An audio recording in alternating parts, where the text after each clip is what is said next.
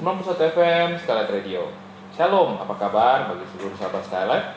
Jumpa lagi dengan saya dari lantai 2 Grand Merciful Building, Studio Skylight. Kita akan masuk di program Blessing in the Spirit pada malam hari ini.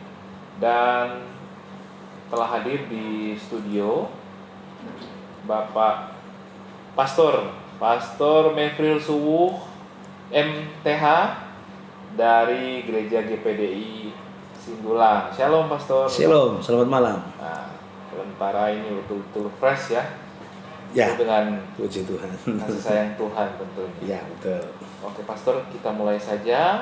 Kita silakan dipimpin doa. Oke, puji Tuhan, sahabat Skylight dimanapun Anda berada, malam hari ini jumpa lagi dengan saya. Dan kita ada di acara Blessing in the Spirit. Sebelum kita akan masuk dalam kebenaran firman Tuhan dan merenungkannya, mari kita sama-sama kita berdoa. Puji Tuhan, segala puji, hormat, syukur hanya bagi Tuhan Allah yang baik, yang boleh memelihara hidup kami hingga saat ini kami ada sebagaimana kami ada. Bahkan kami boleh ada di Blessing in the Spirit malam hari ini. Satu keyakinan kami, di mana ada Tuhan, di situ ada berkat. Di mana ada Tuhan, di situ ada mujizat. Di mana ada Tuhan, di situ ada yang namanya pertolongan Tuhan. Sebabnya malam hari ini kami mau mendengarkan kebenaran firman Tuhan. Urapi kami, biar firman Tuhan boleh membawa kami kepada pusat kebenaran Allah. Kami bertambah-tambah dalam Tuhan, dan kami boleh melihat kasih sayang Tuhan terrealisasi dalam hidup kami. Terpujilah nama Tuhan. Kami akan mulai baca dan merenungkan kebenaran firman Tuhan dalam nama Tuhan Yesus Kristus. Haleluya. Amin. Puji Tuhan, sahabat Skylight dimanapun Anda berada, malam hari ini kita akan membaca kebenaran firman Tuhan terambil dalam kitab Mazmur. Mazmur pasal yang ke-37. Mazmur pasal yang ke-37. Mari kita akan melihat ayat yang ke-23 dan ayat yang ke-24 serta ayat yang ke-25 dari kitab Mazmur pasal yang ke-37. Saya akan baca buat saudara, demikian bunyi firman Tuhan. Tuhan menetapkan langkah-langkah orang yang hidupnya berkenan kepadanya. Apabila ia jatuh, tidaklah sampai tergeletak, sebab Tuhan menopang tangannya. 25. Dahulu aku muda, sekarang telah menjadi tua, tetapi tidak pernah kulihat orang benar ditinggalkan atau anak cucunya meminta-minta roti. Puji Tuhan. Ada beberapa ayat yang kita baca di kesempatan malam hari ini dalam kitab Mazmur pasal yang ke-37.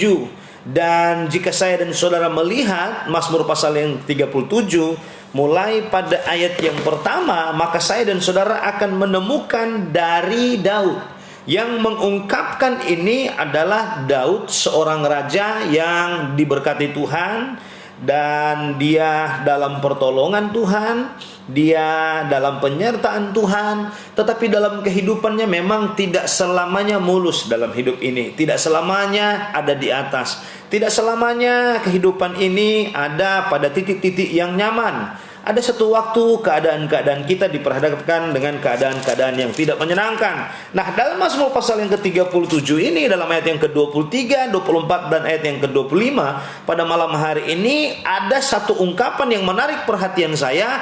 Tuhan menetapkan langkah-langkah orang yang hidupnya berkenan kepadanya, kata firman Tuhan. Jika melihat dari pengertian kata-kata yang dimaksudkan dalam ayat yang ke-23, saya menarik perhatian kata menetapkan. Kata menetapkan dalam Kamus Besar Bahasa Indonesia mempunyai beberapa pengertian. Yang pertama, menjadikan tetap atau mempertahankan langkah itu tetap. Yang kedua, memastikan bahwa langkah orang itu betul-betul ada pada track atau jalurnya. Yang ketiga, dikatakan di sini meneguhkan atau menguatkan, kata menetapkan. Jadi memang dari segi kata Kamus Besar Bahasa Indonesia, kata menetapkan mempunyai pengertian yang pertama menjadikan tetap, memastikan tetap, meneguhkan dan menguatkan. Artinya seperti ini. Jika saya dan saudara melihat baik-baik kontekstual ayat ini, berarti ada satu waktu, satu keadaan di mana langkah-langkah ini dia tidak tetap. Dia sementara dalam keadaan lemah, dia dalam sementara keadaan yang sementara goyah. Sebabnya jika saya dan saudara melihat terbalik dari maksud dan tujuan dari kata menetapkan. Dan yang saya perhatikan, ungkapan ini bukan menunjukkan kepada lutut, tapi menunjuk kepada langkah. Coba perhatikan baik. Tuhan menetapkan langkah, bukan lutut, bukan kaki. Nah, memang dari gambaran-gambaran yang kalau saya dan saudara melihat keadaan-keadaan ini, memang satu masa, satu keadaan di mana dalam hidup ini kadang-kadang kita tidak selamanya diperhadapkan dengan langkah yang teguh, tidak selamanya kita diperhadapkan dengan keadaan yang nyaman.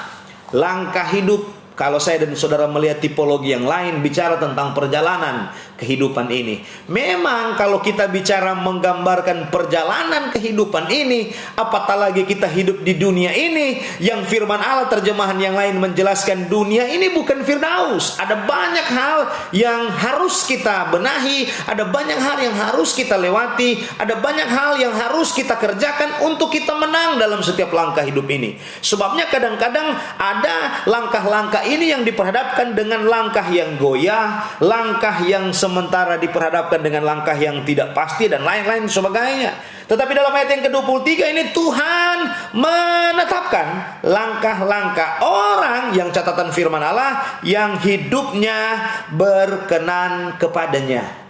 Jika situasi saya dan saudara ada pada paragraf dari ayat yang ke-37 37 ayat 23 ini, berarti kita ada dalam keadaan goyah, kita ada dalam keadaan yang tidak menyenangkan, kita ada dalam langkah hidup ini ada sementara dalam keadaan yang ada di Alkitab gambarkan bayang-bayang maut dan lain-lain sebagainya. Firman Allah menggaransi kepada kita Tuhan akan menetapkan langkah saya dan saudara jika hidup saya dan saudara, kata Alkitab, berkenan kepadanya, kata Alkitab. Nah, untuk dikuatkan langkah hidup ini, apatah lagi kita coba menarik keadaannya seperti yang kita hadapi ini.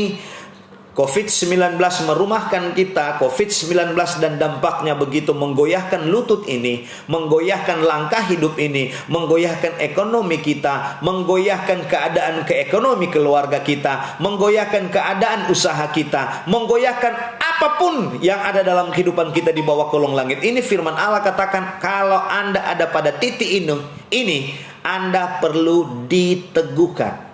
Dan hanya satu pribadi yang mampu meneguhkan keadaan ini, yaitu Yesus namanya. Kalaupun saya dan saudara sementara diperhadapkan dengan ini, firman Allah katakan Tuhan menetapkan langkah-langkah orang yang hidupnya berkenan kepadanya. Posisikan hidup saya dan saudara berkenan kepada Tuhan, supaya saya dan saudara dikuatkan, diteguhkan, ditetapkan langkah hidup ini berjalan di tengah-tengah pergumulan hidup. Ada satu peristiwa dalam Alkitab yang dicatatkan bahwa keadaan seperti ini digambarkan dalam terjemahan bahasa lain dalam Alkitab yang namanya krisis. Krisis-krisis yang kita hadapi jelas sekali dalam Alkitab. Kalau saya dan saudara lihat baik-baik cerita-cerita Alkitab dalam kitab Injil Matius, Markus, Lukas, Yohanes menjelaskan di mana ada Tuhan, di situ ada mujizat. Di mana ada Yesus, di situ ada keajaiban. Di mana ada Yesus, di situ ada hal-hal yang ajaib. Untuk saya dan saudara mengalami keadaan yang luar biasa di tengah-tengah badai, di tengah-tengah langkah yang goyah, hadirkan Tuhan dalam hidup ini. Tapi mari kita melihat kacamata Mazmur pasal 37 ayat yang ke-23. Hidup yang berkenan, kata firman Allah, maka langkah-langkah hidup ini akan dikuatkan Tuhan atas kita. Posisikan hidup saya dan saudara berkenan kepada Tuhan. Nah, mari kita melihat sedikit satu kebenaran firman Tuhan dalam kitab Amsal pasal yang ke-12. Amsal pasal yang ke-12 ayat yang kedua katakan seperti ini. Orang baik dikenan Tuhan, tetapi si penipu dihukumnya. Mari kita lihat dalam kitab Amsal pasal yang ke-12 ayat yang kedua ini menjelaskan siapakah orang yang berkenan kepada Tuhan. Amsal memberitahukan untuk saya dan saudara dikenan Tuhan, posisikan hidup ini menjadi orang baik, kata Amsal pasal 12 ayat yang kedua. Orang baik artinya lawan dari baik jahat, lawan dari baik tidak benar, lawan dari baik adalah curang dan lain-lain sebagainya. Posisikan hidup saya dan saudara tidak jahat, tidak curang dan hal-hal yang lain. Karena jika kita melihat Amsal pasal yang ke-12 ayat yang kedua ini, jelas sekali di sana dikatakan untuk engkau dikenan Tuhan, engkau harus ada pada titik posisi hidupmu baik di tengah-tengah keadaan yang tidak baik. Aktualisasi kehidupan ini penting. Jangankan kita hanya berharap bahwa Tuhan akan meneguhkan langkah ini, Tuhan akan menguatkan langkah ini, tidak digoyahkannya langkah hidup ini ketika saya dan saudara berjalan di dunia yang penuh dengan tantangan dan kompleksnya permasalahan hidup ini, tapi saya dan saudara tidak memposisikan hidup ini baik. Minta maaf. Untuk apa firman Allah memberitahukan kepada kita supaya ketika saya dan saudara diperhadapkan dengan keadaan langkah-langkah yang goyah, maka Tuhan akan menguatkannya. Sehingga firman Allah katakan supaya Tuhan menguatkan langkah hidup ini, persyaratan pertama Amsal pasal 12 ayat 2 katakan posisikan hidupmu baik. Aktualisasi hidup ini perlu baik. Amsal yang katakan. Sedikit kita melihat pendapat dari kitab Roma pasal yang ke-14 ayat yang Roma pasal 14 ayat yang ke-18. Karena barang siapa melayani Kristus dengan cara ini, ia berkenan kepada Allah dan dihormati oleh manusia. Pendapat Roma pasal 14 ayat yang ke-18 katakan untuk engkau dikenan Tuhan, posisikan hidup ini melayani. Karena Roma pasal 14 ayat 18 katakan, kalau Anda ingin hidupmu dikenan Tuhan dan langkah hidupmu diteguhkan, dikuatkan, ditetapkan Tuhan, firman Allah katakan di poin yang kedua, mari saya dan saudara ada pada posisi melayani Tuhan. Melayani Tuhan ada dua yang diterjemahkan secara letterlek dalam Alkitab. Melayani Tuhan secara pribadi, yang kedua melayani pekerjaan Tuhan. Ini secara letterlek kalau kita bagi dalam pengertian-pengertian dalam bahasa Alkitab dijelaskan kepada kita. Melayani ada dua hal, melayani Tuhan secara pribadi dan melayani pekerjaan Tuhan. Dua hal ini harus berjalan seiring. Dua hal ini harus berjalan seiring. Jangan kita hanya melayani Tuhan secara pribadi sedangkan melayani pekerjaan Tuhan tidak. Melayani pekerjaan Tuhan luar biasa, tetapi melayani Tuhan secara pribadi tidak. Artinya seperti ini secara letterlek. Ada orang yang giat beribadah di gereja, melayani dalam bentuk apapun. Ada yang melayani mimbar, ada yang melayani meja, ada yang melayani, ada yang sebagai singer, ada sebagai WL, ada yang sebagai pemain musik, ada pokoknya banyak hal terlibat dalam pelayanan pekerjaan Tuhan. Tetapi dalam hal melayani Tuhan secara pribadi dia tidak melakukan. Contoh, tidak doa pribadi, tidak baca firman Tuhan secara pribadi. Betul Anda melayani pekerjaan Tuhan, itu baik, tidak salah. Tapi firman Allah menginginkan dua-dua ini berjalan seiring. Anda melayani Tuhan dan melayani Tuhan secara pribadi, melayani pekerjaan Tuhan dan melayani Tuhan secara pribadi. Ada orang yang berprinsip biar saja saya doa aja di rumah, saya nggak terlibat dalam pelayanan apapun dalam pekerjaan Tuhan, melayani Tuhan saja secara pribadi. Itu juga saya tidak bisa menggaransi bahwa itu baik. Mari kita melakukan dua hal berjalan seiring. Di tengah-tengah saya dan saudara diperhadapkan dengan yang namanya krisis tadi. Kalau kita kembali ke kitab Mazmur pasal yang ke-37 tadi. Artinya Tuhan ingin memberitahukan bahwa Ada krisis yang sementara kita hadapi, ada banyak yang sementara goyah langkah hidupnya, ada banyak orang yang sementara goyah perjalanan hidupnya, goyah ekonominya, goyah penghasilannya, goyah usahanya, dan lain-lain sebagainya. Firman Allah memberitahukan kepada kita, Tuhan akan terlibat langsung meneguhkan keadaan itu ketika saya dan saudara tidak terkontaminasi atau tidak tergilas dengan keadaan itu yang memaksakan saya dan saudara untuk tidak melayani Tuhan. Salah kalau saya dan saudara pada konsep keadaan krisis terjadi, saya dan saudara jauh dan undur dari Tuhan.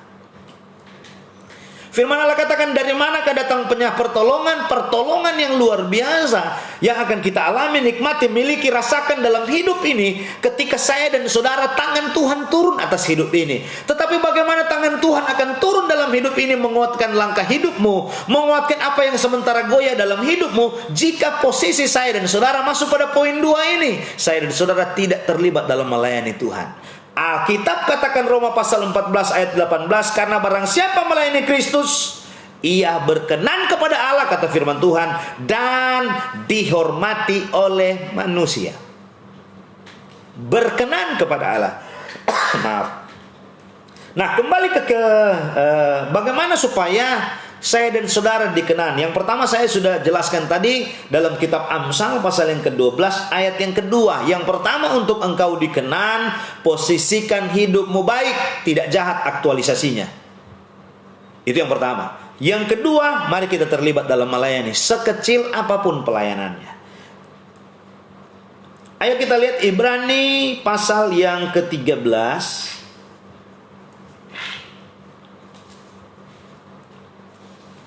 Ayat yang ke-16. Saya akan baca buat saudara. Ibrani pasal 13 ayat 16. Dan janganlah kamu lupa berbuat baik dan memberi bantuan, sebab korban-korban yang demikianlah yang berkenan kepada Allah. Poin yang ketiga, yang pertama, posisikan hidupmu baik, aktualisasi hidupmu baik, aktualisasi pelayananmu baik, aktualisasi kerjamu baik. Yang kedua, terlibatlah dalam melayani Tuhan dan melayani pekerjaan Tuhan. Yang ketiga, Ibrani pasal 13 ayat 16 katakan bahwa mari kita berbuat baik dan memberi bantuan, sebab korban-korban yang demikianlah yang berkenan kepada Allah. Roma pasal 13 ayat yang ke-16 menjelaskan, untuk engkau berkenan kepada Allah, mari kita berkorban. Maksudnya memberi korban. Yang dicatatkan dalam Ibrani pasal 13, berbuat baik dan memberi bantuan. Nah, diaktualisasikan dalam kehidupan kita. Sehingga kata firman Allah katakan, demikianlah yang berkenan kepada Allah. Jika Anda dalam posisi keadaan COVID-19 dan mengalami dampak COVID-19, Anda tidak tutup mata dengan orang lain, pada saat itulah firman Allah katakan Anda berkenan. Ketika Anda sementara mengalami krisis, tapi Anda tetap memberi, saat itulah Anda berkenan kepada Allah. Artinya, ketika Anda buka tangan untuk berkorban bagi orang lain, saat itulah tangan Tuhan sementara turun tangan untuk menetapkan langkahmu, kitab Mazmur katakan tadi. Jadi untuk engkau mengalami ditetapkannya langkahmu dari keadaan goyah yang hari-hari ini diperhadapkan karena COVID dan diperhadapkan karena krisis yang terjadi, Ibrani pasal 13 ayat 16 katakan, posisikan hidupmu berkenan. Caranya untuk engkau berkenan, mari engkau terlibat dalam hal berkorban, dalam hal memberi.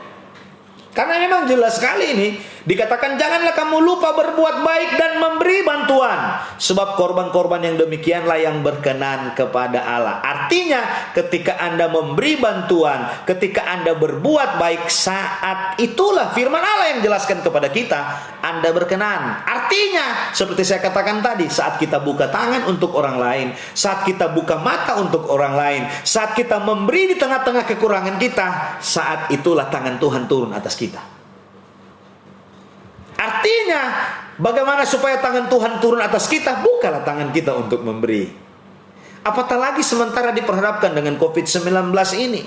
Jika saya dan saudara hanya tutup mata dengan keadaan sekitar, minta maaf. Ibrani pasal 13 ayat 16 menuntut kepada kita untuk kita berbuat baik.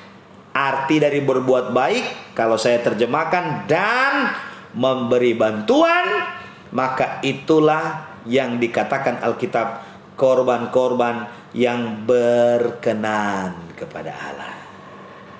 Sehingga saya dan saudara menjadi posisi orang-orang yang target Allah untuk memberkati kita. Kenapa? Karena kita buka tangan untuk orang lain. Kita memberi bantuan. Mari kita melihat kisah poin yang keempat. Artinya saya ingin menjelaskan kepada kita, mari kita memposisikan berkenan kepada Tuhan. Kisah Para Rasul pasal yang ke-10. Kisah Para Rasul pasal yang ke-10. Mari kita akan melihat ayat yang ke-35. Secara cepat saya akan baca buat saudara. Kisah Para Rasul pasal yang ke-10. Ya. Mari kita akan melihat ayat yang ke-35. Setiap orang dari bangsa manapun yang takut akan Dia dan yang mengamalkan kebenaran berkenan kepadanya. Sekali lagi saya akan baca. Setiap orang dari bangsa manapun yang takut akan Dia dan yang mengamalkan kebenaran berkenan kepadanya, kata Alkitab. Artinya seperti ini. Saya melihat kata mengamalkan dalam Kamus Besar Bahasa Indonesia mempunyai beberapa pengertian. Yang pertama, melaksanakan, dan yang kedua, menerapkan. Artinya, kalau kita kembali ke kitab Kisah Para Rasul pasal yang ke-10 35, setiap orang dari bangsa manapun yang takut akan Dia, mau dia orang kulit putih, orang kulit hitam, orang bule, orang Manado, manapun, kata Alkitab katakan, yang takut akan Dia dan yang mengamalkan kebenaran. Kata mengamalkan, saya katakan tadi, Kamus Besar Bahasa Indonesia katakan melaksanakan dan menerapkan kebenaran.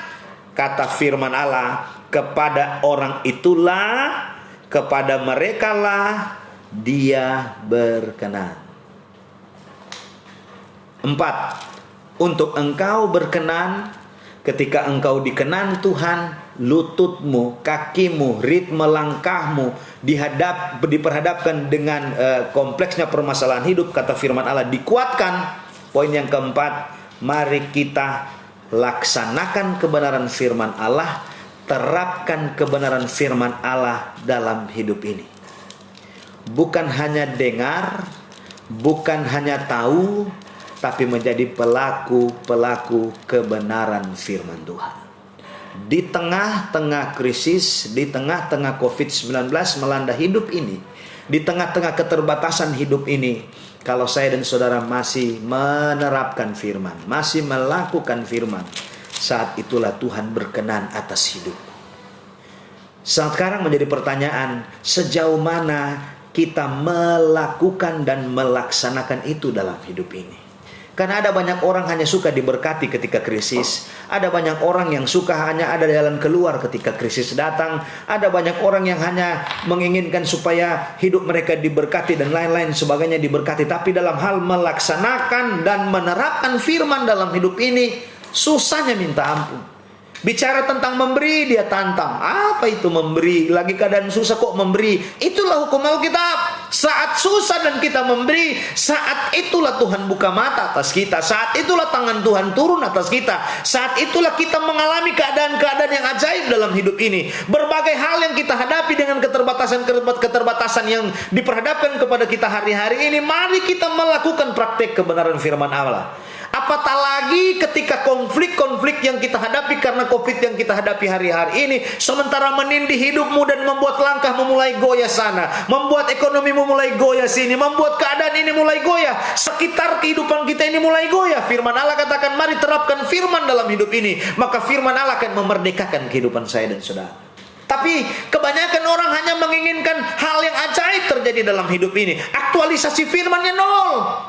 hanya menginginkan berkat Tuhan terjadi. Tetapi kalau dalam hal melakukan kebenaran firman yang dikatakan dalam kitab Kisah Para Rasul 10:35 tadi, katakan menerapkan firman dalam hidup ini. Ada orang hanya yang menginginkan menerapkan firman untuk hidup orang lain, tapi bagi dirinya tidak. Firman Allah memberitahukan kepada kita malam hari ini, untuk engkau dikenan Tuhan, terapkan firman bagi hidup ini, maka tangan Tuhan turun atas saya dan saudara. Apapun yang sementara engkau alami, apapun yang sementara engkau rasakan, keadaan apapun yang sementara menggoyahkan hidupmu, jika tangan Tuhan turun dalam hidupmu, turun dalam usahamu, turun dalam keluargamu, turun dalam pekerjaanmu, engkau akan dibuat Tuhan terheran-heran karena keajaiban Tuhan. Tapi permasalahannya kadang-kadang hari-hari ini, di tengah-tengah krisis yang kita hadapi, orang lebih mencintainya dirinya sendiri daripada orang lain. Seakan-akan ingin menutup mata dengan orang yang lain. Malam hari ini firman Allah memberi referensi kepada kita, untuk engkau mengalami di mana langkah kaki hidupmu baik, langkah kaki hidupmu ditegakkan, langkah kakimu dikuatkan, langkah kakimu diteguhkan hari-hari ini. Mari kita praktekkan kebenaran firman dalam hidup ini.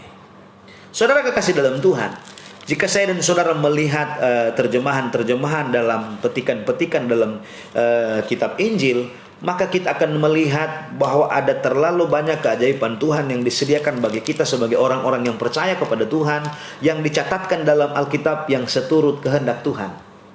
Jika Tuhan tidak berkehendak itu terjadi atas kita, kita tidak akan mengalami keajaiban Tuhan. Tapi jika Tuhan berkehendak atas kita, apapun kondisi hidupmu, lumpuh, buta, mati sekalipun bangkit karena kehendak Tuhan. Malam hari ini, firman Allah ingin menarik kepada saya dan saudara kepada pusat kebenaran Allah, supaya saya dan saudara mengalami keajaiban Tuhan. Karena kalau saya dan saudara kembali ke Alkitab, ada terlalu banyak janji berkat Tuhan terjadi bagi kita yang seturut dengan kebenaran firman Tuhan. Nah, malam hari ini kita kembali ke kitab Mazmur pasal yang ke-37 tadi, yang kita baca tadi baru ayat yang ke-23. Lanjut pada ayat yang ke-24. 24 saya akan baca. Apabila ia jatuh, tidaklah sampai tergeletak, sebab Tuhan menopang tangannya. Kalau tadi Tuhan menetapkan langkah. Sekarang mari kita melihat pada ayat yang ke-24. Apabila ia jatuh, tidaklah sampai tergeletak, sebab Tuhan menopang tangannya. Kita sebagai manusia yang percaya kepada Tuhan tidak kebal dengan persoalan hidup. Kita sebagai orang yang percaya kepada Tuhan tidak kebal dengan yang namanya persoalan, pergumulan, dan tantangan. Sebabnya dia katakan apabila ia jatuh. Artinya kalaupun kita diperhadapkan dengan persoalan, kita diperhadapkan dengan tindihan, kita diperhadapkan dengan beratnya tekanan, membuat lutut ini, langkah ini tidak bisa lagi melangkah, dan kita diperhadapkan dengan jatuh, firman Allah katakan tidaklah sampai tergeletak, sebab Tuhan menopang tangannya. Kalaupun kita diperhadapkan dengan keadaan-keadaan yang sulit untuk kita tempuh, kalaupun kita diperhadapkan dengan keadaan-keadaan yang sulit untuk kita menang, tapi percayalah firman Allah katakan ada tangan Tuhan yang menopang. Artinya seperti ini. Kita memiliki Tuhan yang mampu membalikan keadaan kita kalau kita sementara diperhadapkan dengan kesusahan. Kalau kita sementara diperhadapkan dengan apabila jatuh. Jika saya dan saudara menghubungkan dalam ayat yang ke-23, jatuh artinya kalau kontekstual ayat 23 menjelaskan langkah ini tidak tertahankan lagi, beban yang berat yang kita hadapi, ada tangan Tuhan yang menopang. Artinya Tuhan tidak membiarkan kita sendiri menghadapi persoalan yang kita hadapi. Tuhan tidak membiarkan kita sendiri menghadapi keadaan-keadaan yang kita hadapi hari-hari ini, karena ada tangan Tuhan yang menopang, kata Alkitab. Saya lihat kata menopang, menahan dari bawah atau membantu. Nah, kembali ke Mazmur tadi, bahwa Tuhan memberitahukan kepada kita ditetapkannya langkah ini. Kalaupun kita sementara melangkah dan kita tidak mampu lagi diperhadapkan dengan keadaan yang kita hadapi, ada tangan Tuhan yang akan menopang kita. Ada tangan Tuhan yang akan mengangkat kita. Ada tangan Tuhan yang akan menjaga kita. Ada tangan Tuhan yang ingin menolong kita, sehingga saya dan saudara diperhadapkan dengan keadaan baik. Tuhan menjaga, Tuhan memelihara, dan Tuhan melindungi. Ayat 25, dahulu aku muda, sekarang telah menjadi tua, tetapi tidak pernah kulihat orang benar ditinggalkan, atau anak cucunya meminta-minta roti. Mazmur Daud ingin memberitahukan bahwa dalam kehidupannya dari masa muda, dalam kehidupannya sampai tua, dia tidak pernah melihat orang benar ditinggalkan.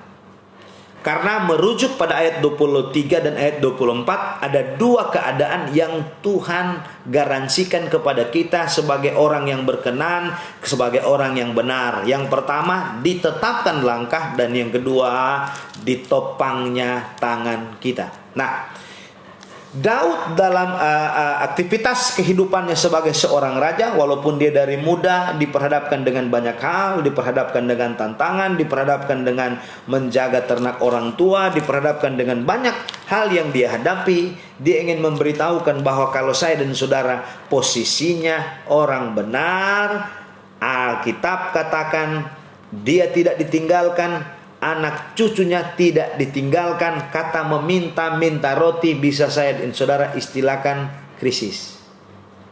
Meminta-minta roti bicara tentang kekurangan makanan dan kekurangan uang, kekurangan daya, kekurangan manpower, kekurangan sesuatu dalam hidup ini. Tapi firman Allah ingin memberitahukan bahwa Daud di tengah-tengah perjalanan kehidupannya, dia sebelum jadi seorang raja yang terkenal, dia juga diperhadapkan dengan keadaan-keadaan yang tidak menyenangkan. Tapi firman Allah katakan, Tuhan tidak pernah tinggalkan orang benar. Sebabnya malam hari ini sahabat Skylight dimanapun Anda berada, catat baik-baik kebenaran firman Allah. Ada 3 janji berkat Tuhan yang disampaikan dalam Mazmur pasal 37 ayat 23, 24, ayat 25. Saya simpulkan dalam beberapa kata. 1, menetapkan. 2, menopang. Dan 3, tidak ditinggalkan. 3 hal ini akan dinyatakan, diberitahukan, dan kita akan alami, nikmati dalam hidup ini. Kalau saya dan saudara pertama berkenan, yang kedua saya dan saudara jadi orang benar. Yang dikatakan berkenan dicampaikan dari beberapa ayat tadi, ada 4 poin. 1, melayani. 2, berbuat baik. 3, menjadi orang baik. Dan 4, lakukan kebenaran firman. Maka krisis yang kita hadapi hari-hari ini, apatah lagi kita akan masuk pada new normal, percaya bahwa Tuhan akan menolong, Tuhan menjaga, Tuhan memelihara, dan Tuhan menopang hidup kita. Haleluya. Tuhan Yesus memberkati kita semua. Amin. Amin. Puji Tuhan. Terima kasih. Kita masuk dulu di break ya, lagu, sebelum kita diskusi singkat. Sebelum kita tutup. Baiklah, Tuhan Yesus memberkati.